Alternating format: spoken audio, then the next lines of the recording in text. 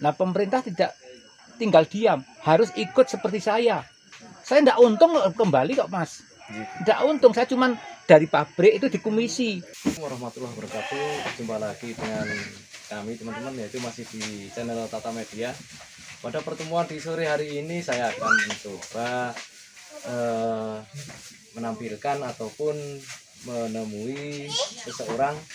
Beliau sangat berjasa sekali di bidang penjualan buah jambu ya.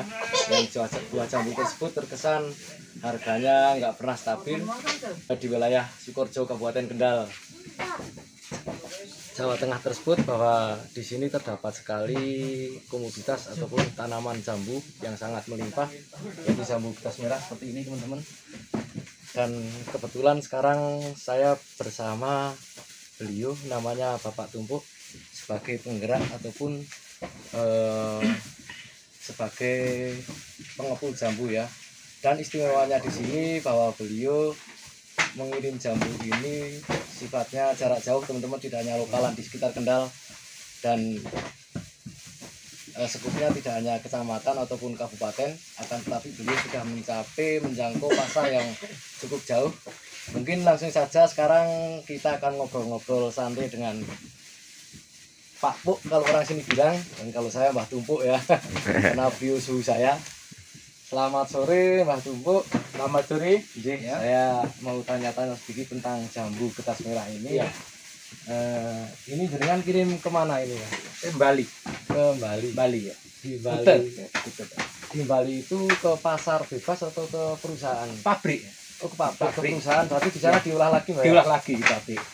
Terus yang membuat Anda tergerak untuk mengepul jambu ataupun untuk mencari link personel jambu sampai ke Bali itu apa, Mas, sebenarnya? Motivasi Anda itu apa? Pertama kali saya ini kan ada muncul di TV-TV itu yang dimaksudkan ada G20 ya.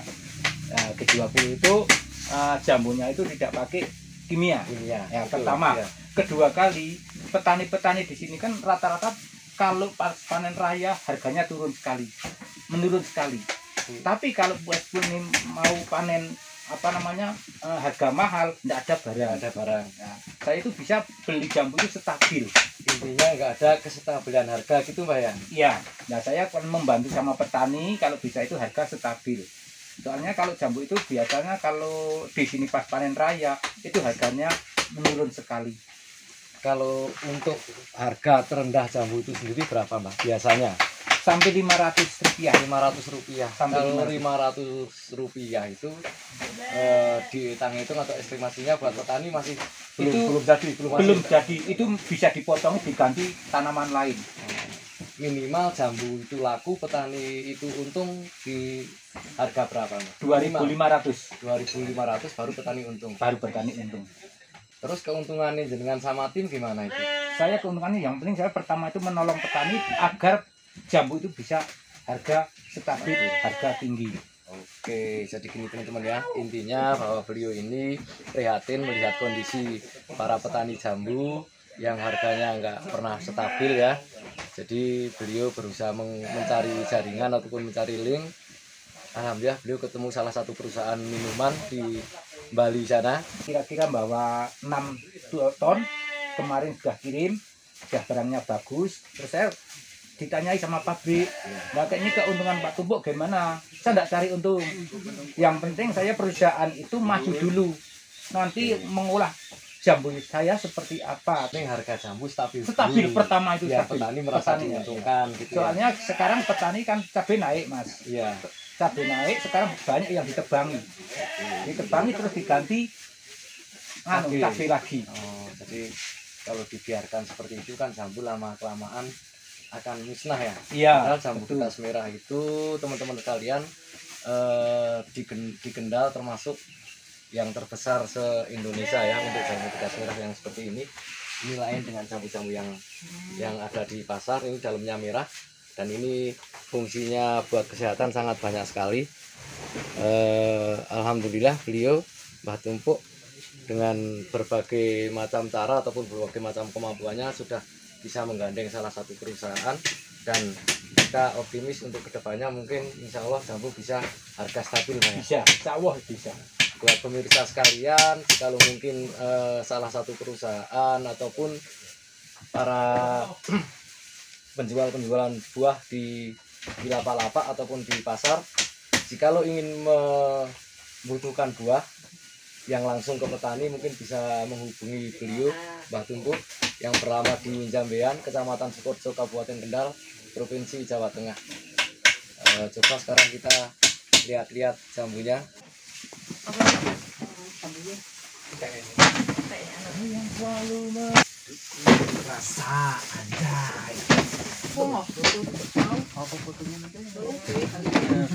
Capeknya.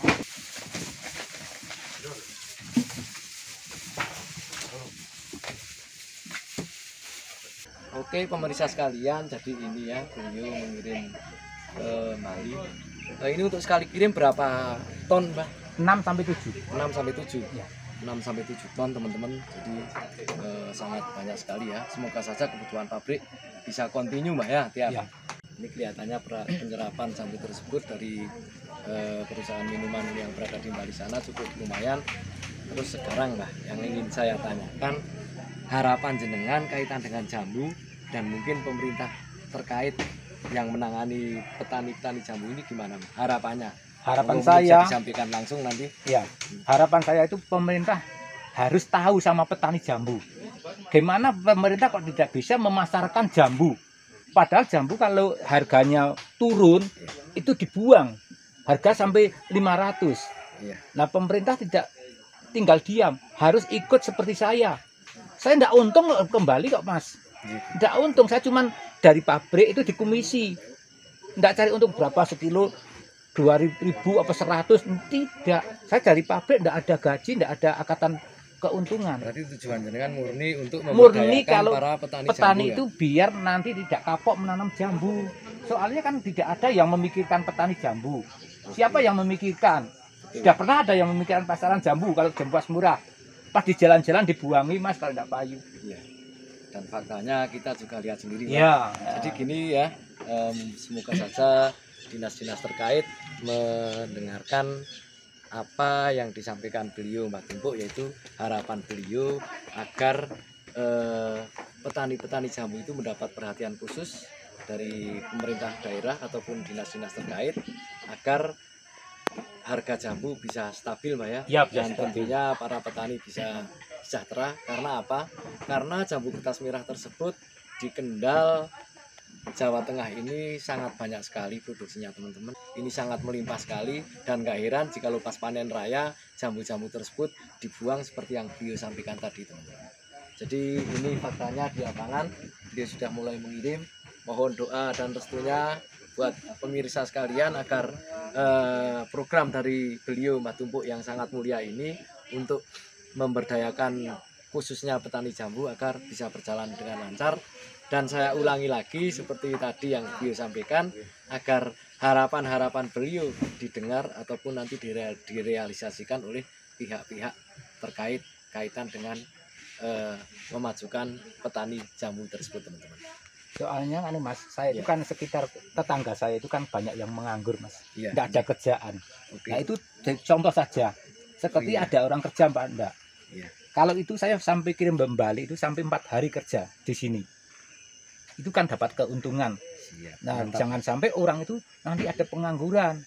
Nah, sekarang kok sudah ada gaji untuk saya sedikit-sedikit saya Iya. dikasih Oke, berapa. iya. Ini saya yang sangat saya tertarik di situ, Mbah. Jadi di sini jenengan tidak hanya mementingkan kepentingan pribadi, akan tetapi tujuan mulia jenengan yang saya sebut tadi itu bisa memberdayakan masyarakat Betul. setempat yang seharusnya sore di rumah nggak ngapa-ngapain atau nganggur, di sini bisa mengemas jambu, mengepak jambu. Betul, Dan ya. itu juga sangat memberdayakan, Mbah ya. Iya, Bisa betul. membuat penghasilan tambahan bagi masyarakat sini. Iya. Dan Oke. harga jambu bisa stabil, harga tetap. Tetap dan di sini yang jelas meskipun sekecil apapun teman-temanku sekalian, di sini beliau Mbak Tumpuk sudah menghasilkan ya.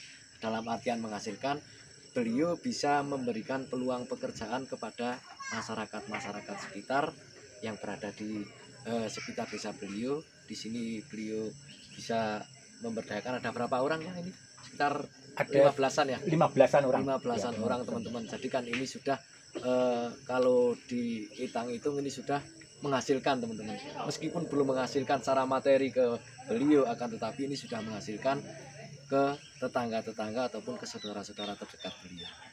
Jadi mungkin ada tambahan lagi kaitan jambu? Cukup. Jadi demikian tadi teman-temanku sekalian pertemuan saya dengan, kalau orang sini bilang Pak Puk, kalau saya bilangnya Mbah Tumpuk ya, karena beliau memang tokoh masyarakat di sini. Dan perlu diketahui bahwa Mbah Tumpuk ini tidak hanya mengelola jambu teman-teman, akan tetapi ada avokat, terutama beliau ahli kopi. Ya, betul. Ahli kopi. Dan tamu-tamu yang hadir ke tempatnya beliau itu tidak hanya, maaf, itu dari kalangan artis juga ada, kalangan dinas apalagi, dan menteri, Pak Menteri, mantan menteri dulu juga sudah pernah hadir ke alamat beliau. Jadi buat teman-teman sekalian yang penasaran dengan Mbah Tumpuk, oh ya satu lagi, ada yang dari Jerman, dari Polandia juga sudah sampai ke tempatnya Pak Tumpuk di Jambian, Sukorejo, Kendal ini. Buat teman-teman yang penasaran dengan profil Mbah Tumpuk, siapa sebenarnya Mbah Tumpuk, nanti mungkin bisa komen di bawah ataupun mungkin bisa kontak langsung ke nomor beliau. Nomor beliau ada di link deskripsi ya. Dari saya cukup sekian dulu teman-teman sekalian. Semoga tayangan ini bermanfaat. Kurang lebihnya mohon maaf yang sebesar-besarnya. Assalamualaikum warahmatullahi wabarakatuh.